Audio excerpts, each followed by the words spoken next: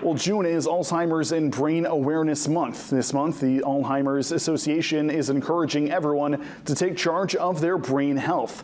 According to the association, the lifetime risk for developing Alzheimer's at the age of 45 is 1 in 5 for women and 1 in 10 for men. Worldwide, more than 55 million people are living with Alzheimer's or another dementia. We spoke with Amy Angelo from the Alzheimer's Association of Maine, who says while there is no cure for Alzheimer's, we know more than ever about brain health and risk reduction. And just because you might have a family history of Alzheimer's or dementia, it does not mean you're going to develop it. Research shows that the changes in the brain that might happen when folks that have Alzheimer's, those changes start to happen like 20 years prior to symptoms manifesting. So there's a lot of time to intervene and change some of those lifestyle habits that we might have.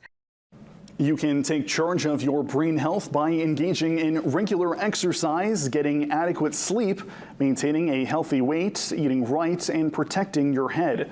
You should always wear a helmet for activities like biking and wear a seatbelt.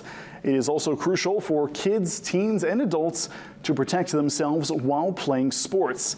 Throughout this Alzheimer's and Brain Awareness Month, more than 60 Maine libraries are offering outreach displays.